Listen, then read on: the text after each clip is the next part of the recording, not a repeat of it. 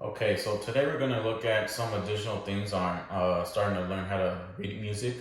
We're going to start looking at the timing of each note. So we're going to start off by looking at the two number fours here, which pretty much is your time signature. It means that there's four counts in each one of the measures. This is your first bar, the second bar, and the double bar. You usually see this one whenever a musical piece ends. Now, for the values that you see here, the circle has a value of four counts. The two eighth notes here, each one has a value of half a count. The one that looks like a quarter note without the black tinted in would be a value of two counts. And these right here, the quarter note would be just a count of one. So with my drumsticks, I'm gonna do some clicks that are gonna show the value of each one. And I'm gonna count it out loud. 1 and 2 and 3 and 4 and 1 and 2 and 3 and 4 and 1 and 2 and 3 and 4 and that's pretty much the value of each one. Of course, with different musical pieces, they do change, but that's just to have a general idea of what each one pretty much has a value of.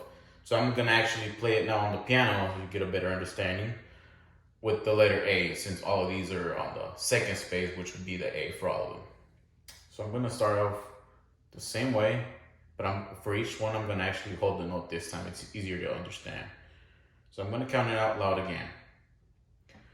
1 and 2 and 3 and 4 and 1 and 2 and 3 and 4 and 1 and 2 and 3 and 4 and that's pretty much it. Now for the second part, this treble clef right here with the measures here, you're gonna start seeing a little bit of a difference. Now we're gonna go into the rest values for each one. Whenever you see like an upside down hat, it has a value of four counts. So you pretty much rest or don't play whatever instrument you're playing for four counts if the time signature is the same as a 4/4. So we actually don't see one here just so we don't have to use a lot of space, but it's pretty much don't play for four counts. Now for the second one, which has a value of two counts, we see one right here. So whenever you put these two together, you play for two counts and then you don't play for two counts. It gives you a total of four counts in each measure, which pretty much explains the time signature. Now, for the next one, this is going to be your quarter rest. I'm sorry. And for the quarter rest, it's similar to quarter note. The only thing is that instead of playing for one count, you're not going to play for one count. And you have two examples right here. Now, for the last one, didn't really want to use it. It's just a little bit harder. But this is the eighth rest, which is half a count. So it's pretty much just like an eighth note, except you rest or don't play for half a count. Now I'm gonna start off with the drumsticks again and do this whole line right here. And after doing it with the drumsticks, I'm gonna do it with the piano the same way. I'm gonna start off at the beginning. 1 and 2 and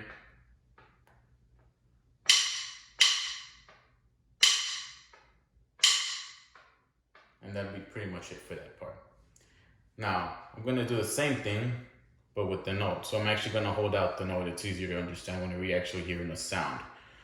Okay, I'm gonna start off at the beginning and I'm gonna count it out loud.